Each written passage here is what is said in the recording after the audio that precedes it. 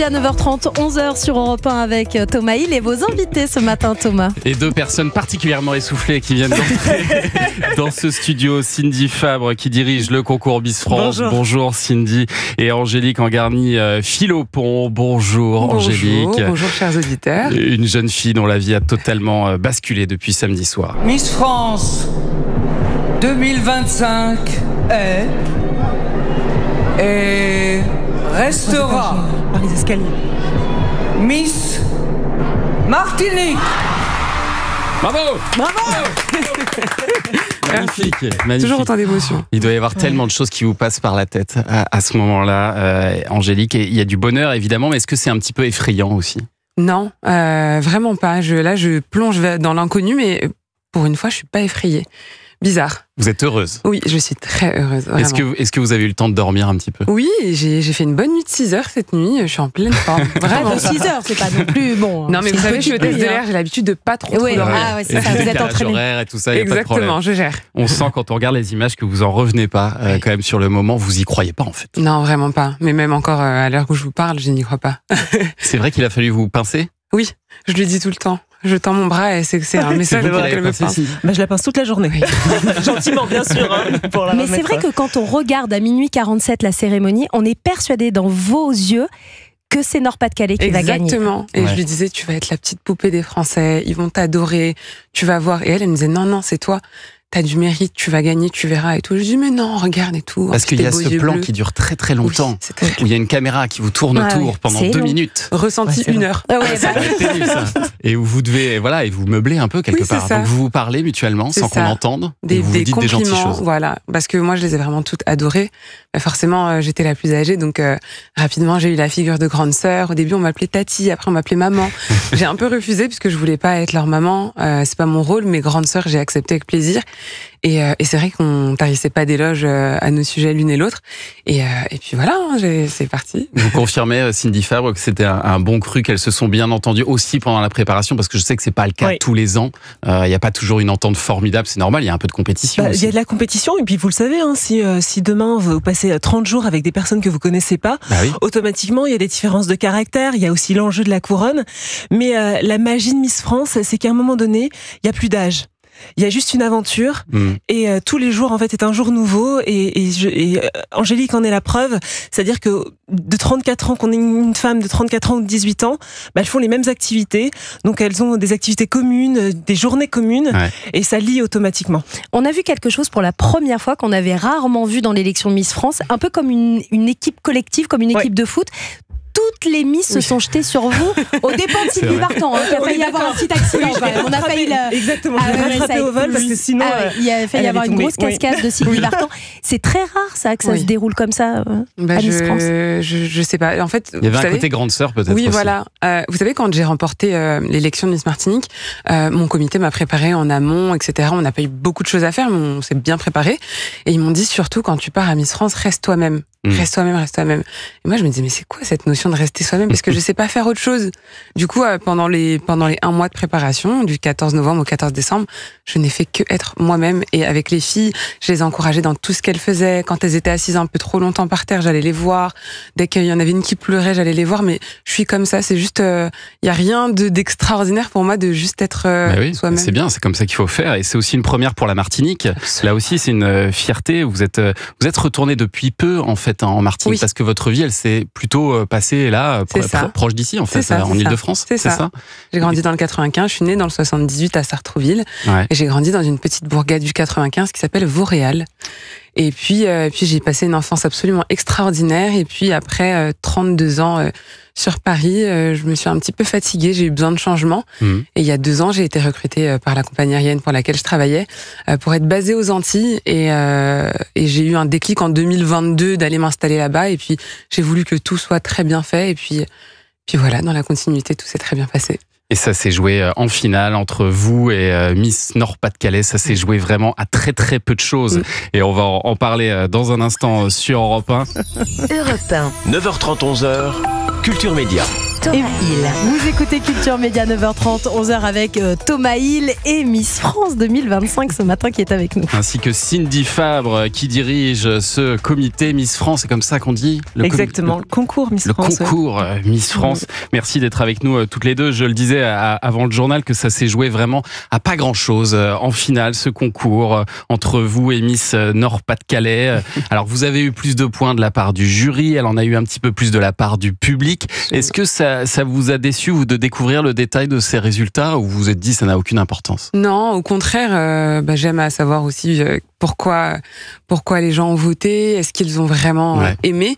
Et après, on connaît le public du Nord, on sait qu'ils votent, on sait que ce sont des pionniers dans le monde des Miss.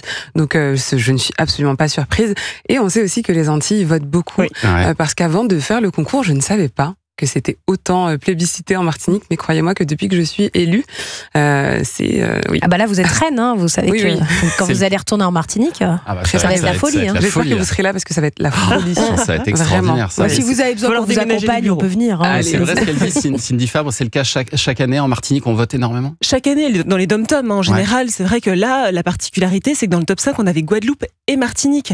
Donc on se rend compte que ce n'est pas que les Martiniquais ou les Guadeloupéens. Elle est arrivée deuxième dans les votes du public, donc elle a su également lever et fédérer des Français qui sont aussi en métropole. Et je pense aussi que c'est au-delà de votre beauté Miss France 2025, ce qui a sûrement joué dans votre élection, ce sont vos prises de parole qui ont été très applaudies comme celle-ci. Mesdames, messieurs, laissez-moi vous conter une petite histoire. En 2011, une jeune femme âgée de 20 ans a terminé première dauphine du concours Miss Martinique. Aujourd'hui, c'est cette même jeune femme de 34 ans qui se tient debout devant vous afin de représenter la Martinique, sa diaspora, ainsi que toutes les femmes à qui l'on a dit un jour que c'était trop tard. Voilà, cette petite phrase, elle a touché beaucoup de gens, et notamment le jury, visiblement, jury entièrement féminin, présidé par Sylvie Vartan. Oui. Vous y aviez réfléchi à cette phrase, j'imagine. Et non, et je vous assure, je décroise toutes mes mains. Cette phrase a été écrite la veille. En fait, j'ai écrit mon discours depuis que j'ai remporté la couronne de Miss Martinique, et mon discours était déjà prêt. J'ai eu un professeur d'éloquence, donc moi j'avais déjà préparé toute ma trame, et puis il a juste recorrigé quelques fautes de syntaxe. Et puis j'arrêtais pas de dire mon discours dans la douche, et quand je disais la Martinique, sa diaspora, ainsi que toutes les femmes. Et je me disais, il manque un truc. Et en fait, je me disais, bon, c'est peut-être un peu prétentieux de parler au nom de toutes les femmes, parce que peut-être que toutes les femmes ne se reconnaissent pas forcément en moi, j'entends, mais toutes les femmes à qui on a dit qu'il était trop tard. Et vraiment, c'est vraiment venu très spontanément. Et j'ai envoyé ça à une de mes copines, et elle a crié dans le téléphone, c'est ça que tu dois dire, c'est ça que tu dois dire. Mais on vous a dit quand qu'il était trop tard? Ah, mais quand je dis que je veux faire des enfants plus tard, c'est trop tard. Quand je dis que j'ai toujours pas eu d'appartement, que je suis toujours pas propriétaire, c'est trop tard. Que je veux refaire le monde des Miss, oui, mais à 34 ans, qu'est-ce que tu vas faire dans le monde des Miss? Mais laisse ça aux plus jeunes. J'ai pas de copains ou quoi que ce soit. Pourquoi t'as pas de copains et pourquoi? Mais c'est trop tard, etc. Enfin voilà, c'est. Et puis parce qu'il faut expliquer que vous aviez déjà tenté le concours Miss France et que ça n'avait pas fonctionné une première fois. Vous n'aviez pas été élue Miss Martinique. Oui, c'est ça. J'avais été première dauphine. Première dauphine, c'est ça? Et vous aviez quel âge à l'époque? 20 ans. 20 ans. Et qu'est-ce qui fait que vous vous êtes dit, alors presque 15 ans plus tard, je vais retenter le coup? Vraiment un pari avec des copines. Je sais que ça paraît un peu tout bizarre quand je vous raconte un petit peu le déroulement, mais un pari avec mes copines. On a toutes des métiers très différents, et on s'est toutes dit que cette année allait être différente pour nous toutes. Et quand on a fêté le jour de l'an cette année, on s'est dit, c'est sûr, moi je leur ai dit, les filles, c'est sûr que cette année, on va faire des trucs incroyables. J'en suis sûre. Et l'une d'entre nous est comédienne de doublage, par exemple. Elle a doublé l'un des derniers films blockbuster au cinéma qui s'appelle Wicked, qui est la voix française de Wicked, Estelle Dumont, dont je suis très fière. Une autre qui a eu un poste incroyable dans une école de commerce. Ma meilleure amie qui a changé de job, qui est dans des hautes fonctions, etc. Et moi, il est sympa ce groupe d'amis. Mais en vrai, après, on dit qu'on est la somme des 5 personnes qu'on a le plus autour de soi. Et on s'est vraiment boosté. Et moi, j'ai dit à mes copines, ok, je m'inscris à Miss Martinique. Martinique. Et ma copine m'a dit, ok, bah t'es prête à gagner Miss France? Je lui ai dit non mais n'importe quoi. Voilà. C'est un pari qui dure un peu longtemps. Ouais, c'est long. Hein. Et alors, vous êtes hôtesse de l'air actuellement. Alors je sais pas, vous allez rompre votre contrat du coup? Comment vous allez pour faire? l'instant, on va mettre l'année entre parenthèses et puis après on verra. Et comment vous envisagez la suite? Est-ce que vous rêvez vous aussi de faire de la télé comme toutes les Miss France? Bah j'aime beaucoup la radio forcément parce que je me dis qu'on peut passer d'autres émotions à travers sa voix et après je advienne que pourra. Une radio en particulier que vous aimez plus que les autres? Bien sûr. Elle était bien briefée. En même temps, il y avait quelques indices. Bien sûr, il y avait quelques logos. Ça pouvait aider. Et alors, si Miss France a fait évoluer ses critères de sélection, et c'est heureux parce qu'on le voit que finalement, les Français soutiennent derrière ces changements, c'est pas le cas pour tous les concours, et notamment Miss Monde. Elle ne pourra pas participer, notre Miss France 2025, à Miss Monde. Alors, si les conditions restent comme elles sont, non. Mais par contre, Miss Univers, oui. Parce que Miss Univers a changé. Miss Univers, on a été précurseur Miss France sur notre règlement, et Miss Univers nous a un peu suivi. Donc oui, elle pourra participer bien sûr à Miss Univers. Mais pourquoi pas Miss Monde, hein? Ils ont 1 an pour changer d'avis. Et donc pour Miss Monde, ça veut dire que ce sera votre première dauphine qui devrait y aller?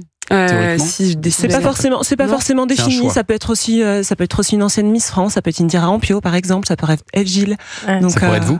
Ça pourrait pas être moi parce que. Oui, ça y est. J'ai 24 ans, 27 ans. Ça ne se voit pas. Qu'est-ce que vous voulez? Merci. Merci en tout cas à toutes les deux d'être venues ce matin au micro d'Europe 1. Merci d'avoir couru jusqu'à Europe 1. Je sais que c'était une épreuve. Et voilà, c'était formidable de vous avoir ce matin. Et bravo accueil. Pour cette élection. On est très fiers de vous. Merci. Et belle année 2025 à vous. Du coup, elle va s'annoncer très belle. Angélique. Je le sais. Elle va l'être. Merci beaucoup.